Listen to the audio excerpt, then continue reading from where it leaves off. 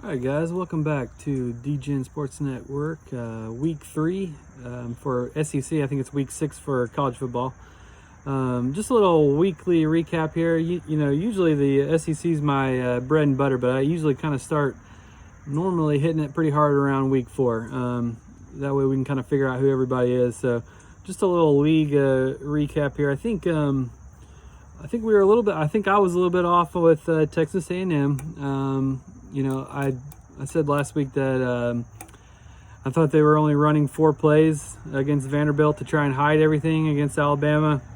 I don't know. They may not be the team that we thought they were, the big hype machine, like essentially last year's LSU. So I think we're kind of fading off on A&M here. I do think that Tennessee is looking a lot better than I thought. And then Mississippi State, they don't have a defense, and their offense may not be as crazy as we thought with from week 1 with the LSU game. So I think one of the big consensus things that we had was preseason was that we didn't think any of the SEC teams were going to get through unscathed. I think Wes, Bo are probably still on that. I'm not. I'm off. I think Alabama's going to roll it. I think they're going to go undefeated. I'm looking forward to the rest of their year, and I don't see who's going to beat them. I know they're going to play Georgia in the week after next. So, for personal reasons here, I'm hoping that Tennessee really kind of falls off and Georgia gets a big win against Tennessee, although I don't think it's going to happen. That way, Las Vegas will give Georgia a nice tight line against Alabama to where I can load up hard. I think Alabama will roll them. But jumping in here to week 1 with Florida going to Texas A&M. So as I said a minute ago, I'm not sure that I was right about Texas A&M trying to hide everything. I just think they're a little bit more shaky than we thought. So they had a lot of seniors coming back. It made sense for the hype, but I think that Florida can definitely cover this. They Texas A&M 7-point underdog. I like Florida here, even on the road. I know we don't have the crowd, but so I agree with Wes on that one. Florida -7. All right, going over to Vanderbilt is a 13.5-point underdog against USC, or South Carolina, sorry. I like South Carolina here on this one. The line is moving into even lower too, so that's good for me. I don't see anything about Vanderbilt that makes me think that they can hang around here. South Carolina's defense is too good. Their offense is improving.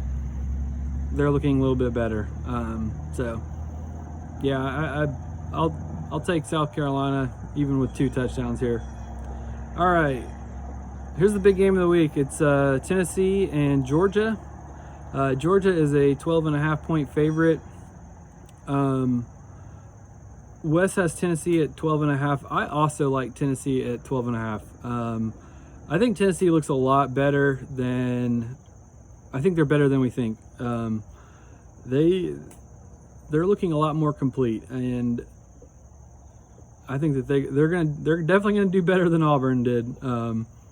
So that I'll get to this here in a little bit, but they're gonna be part of a teaser that I got coming soon.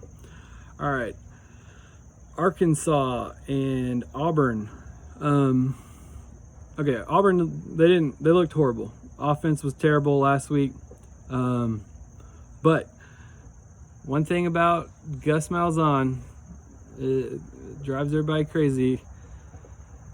His ups and downs and everything else. You can just about always count on Gus to lay it hard on Arkansas. He's from Arkansas. It's like his all-time backup job.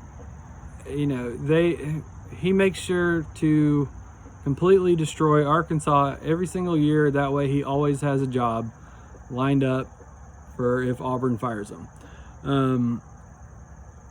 We got let's see here. It's going to be in Auburn. We might have a little bit of rain here, but I'll get to this in a little bit here as well. That's the total for that one is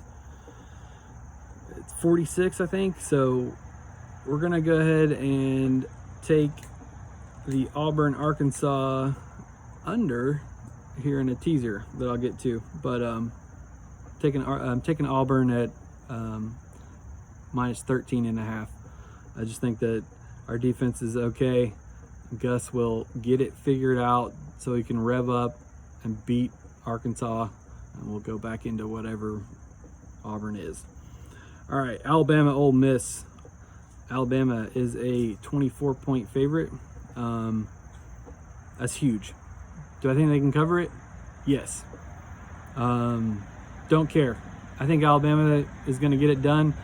All the little Lane Kiffin and Saban stuff floating around. I liked what Lane said. He said, everyone thinks that, having coached for Alabama is some kind of advantage. It's he's like, there's a reason none of his former assistants have beaten him yet. And yeah, I just think Alabama, I know Ole Miss has I guess a pretty good offense. They're definitely scoring a lot of points, but I just think Alabama can control the entire game however they want it, score at will, but they'll start doing these long sustaining drives, and Ole Miss is going to get behind. They're going to have to throw it deep, throw all these crazy.